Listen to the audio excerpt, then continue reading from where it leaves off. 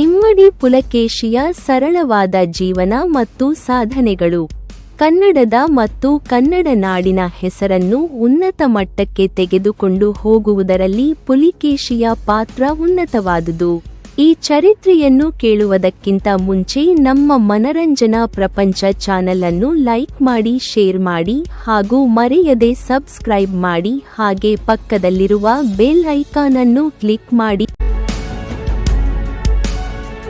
ಇಮ್ಮಡಿ ಪುಲಿಕೇಶಿ ಚಾಲುಕ್ಯ ವಂಶದ ಪ್ರಸಿದ್ಧ ದೊರೆ. ಇವರು ಬಾದಾಮಿ ಚಾಲುಕ್ಯರ ಆಡಳಿತಗಾರರಾಗಿದ್ದರು ಮತ್ತು ಹರ್ಷವರ್ಧನನನ್ನು ಸೋಲಿಸಿ ದಕ್ಷಿಣಾಪಥೇಶ್ವರ ಎಂಬ ಬಿರುದನ್ನು ಪಡೆದಿದ್ದರು. ಅವರ ಆಳ್ವಿಕೆಯು ದಕ್ಷಿಣ ಭಾರತದ ಇತಿಹಾಸದಲ್ಲಿ ಮಹತ್ವದ್ದಾಗಿದೆ. ಇಮ್ಮಡಿ ಪುಲಿಕೇಶಿಯ ಜೀವನ ಮತ್ತು ಸಾಧನೆಗಳು. ರಾಜಕೀಯ ಜೀವನ.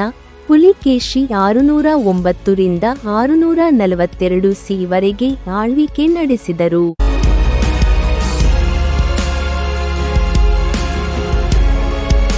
ಅವರು ತಮ್ಮ ಚಿಕ್ಕಪ್ಪನಾದ ಮಂಗಳೇಶನನ್ನು ಸೋಲಿಸಿ ಸಿಂಹಾಸನವನ್ನು ಪಡೆದರು. ಅವರು ಹರ್ಷವರ್ಧನನನ್ನು ನರ್ಮದಾ ನದಿಯ ದಡದಲ್ಲಿ ಸೋಲಿಸಿ ದಕ್ಷಿಣಾಪಥೇಶ್ವರ ಎಂಬ ಬಿರುದನ್ನು ಪಡೆದರು. ಅವರ ಆಳ್ವಿಕೆಯಲ್ಲಿ ಚಾಲುಕ್ಯ ಸಾಮ್ರಾಜ್ಯವು ವಿಸ್ತಾರವಾಯಿತು. ಸೇನಾ ವಿಜಯಗಳು.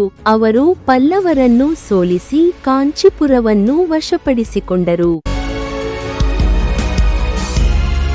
ಅವರು ಕದಂಬರು, ಗಂಗರು ಮತ್ತು ಆಲೂಪರು ಸೇರಿದಂತೆ ಅನೇಕ ಪ್ರಾದೇಶಿಕ ರಾಜರನ್ನು ಸೋಲಿಸಿದರು.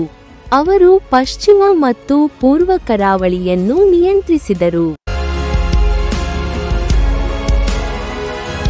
ಸಾಂಸ್ಕೃತಿಕ ಕೊಡುಗೆಗಳು. ಪುಲಿಕೇಶಿಯ ಆಸ್ಥಾನದಲ್ಲಿ ಹ್ಯೂಯೆನ್ ತ್ಸಾಂಗ್ ಮುಂತಾದ ವಿದೇಶಿ ಪ್ರಯಾಣಿಕರು ಭೇಟಿ ನೀಡಿದ್ದರು. ಐಹೊಳೆಯಲ್ಲಿರುವ ಮೇಗುತಿ ಜಿನಾಲಯವನ್ನು ಅವರು ನಿರ್ಮಿಸಿದರು. ಅವರು ಕಲೆಯನ್ನು ಪ್ರೋತ್ಸಾಹಿಸಿದರು ಮತ್ತು ದೇವಾಲಯಗಳನ್ನು ನಿರ್ಮಿಸಿದರು.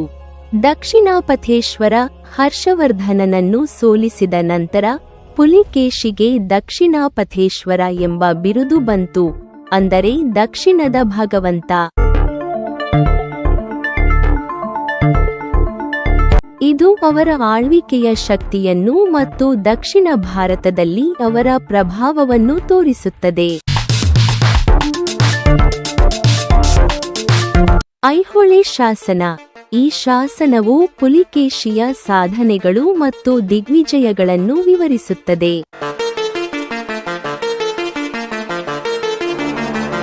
ಇದು ಚಾಲುಕ್ಯರ ಇತಿಹಾಸ ಮತ್ತು ಆಡಳಿತದ ಬಗ್ಗೆ ಮಾಹಿತಿಯನ್ನು ನೀಡುತ್ತದೆ.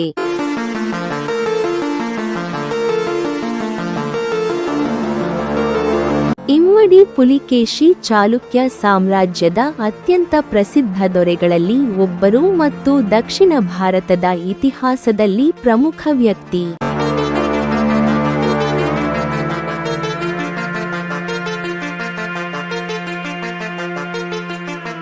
ಇದರಲ್ಲಿ ಯಾವ ಭಾಗದ ಬಗ್ಗೆ ನಿಮಗೆ ಇಷ್ಟವಾಯಿತು? ಕಮೆಂಟ್ ಮಾಡಿ. ಕೊನೆಯವರೆಗೂ ವಿಡಿಯೋ ನೋಡಿದಕ್ಕಾಗಿ ಧನ್ಯವಾದಗಳು.